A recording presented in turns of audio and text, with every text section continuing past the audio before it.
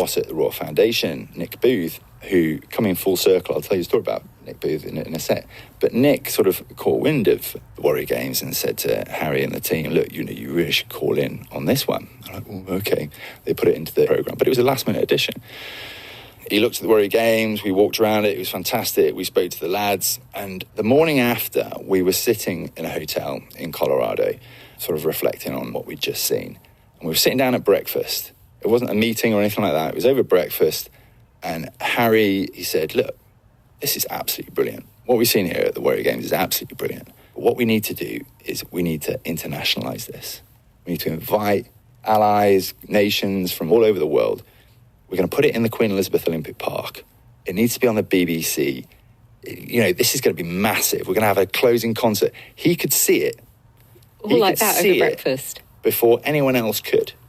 He has been the visionary and the driving force behind this. So anyone that sort of sits back there and is a bit sort of disparaging and goes, he's just a figurehead or whatever, how much is he even involved in it? Yeah. From my personal experience, he has been the visionary from the very beginning and has been incredibly involved and is just incredibly proud of his involvement in it. It's the belonging as well, isn't it? That's really important. He fits in. I think, Andrea was saying earlier, that he's a fun guy and, he's, absolutely. He fits in that kind of army environment.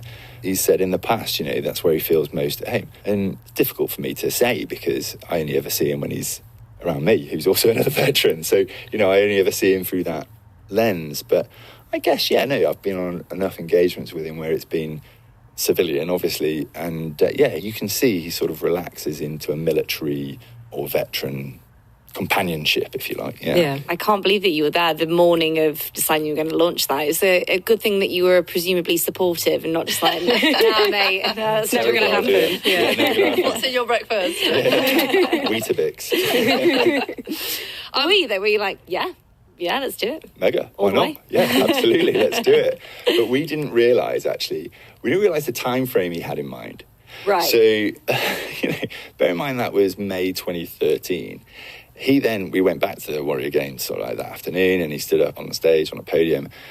And I think it had been written in his speech, sort of that vision to say, look, we'd like to do this.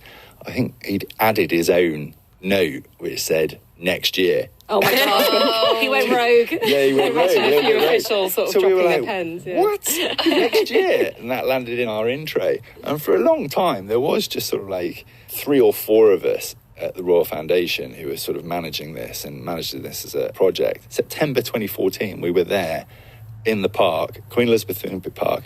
Yeah, It might be by the skin of our teeth, but we were there. And we had, how many nations did we have there? I think we had 13 nations, 9 sports, 500 participants, nearly 1,000 friends and family. I think 65,000 people went through the gate and watched it live, millions on TV. Had the Foo Fighters on stage, the final concert. Wow, brilliant. Dr. Jill Biden flew in as a presidential delegation. It was massive. And we pulled all that together from May 2013 to September 2014. Fantastic. Finally, our foundation, the Royal Foundation, which somehow we've managed to get our name on the board, which is great, is delighted and honoured to be working in partnership with our friends here at the United States Olympic and Paralympic Committee. Our joint aim is to help those who have fought together to achieve their own personal goal, whatever that be, however big or small. And I only hope that in the near future, we can bring the Warrior Games to Britain and continue to enlarge this fantastic cause. And I don't see how it wouldn't be possible to fill a stadium of 80,000 people, not to watch Olympics, not to watch Paralympics, but to watch wounded servicemen fight it out against each other, not on the battlefield, but in a stadium. So thank you very much for having me here today, and hopefully I'll see you out there at some point.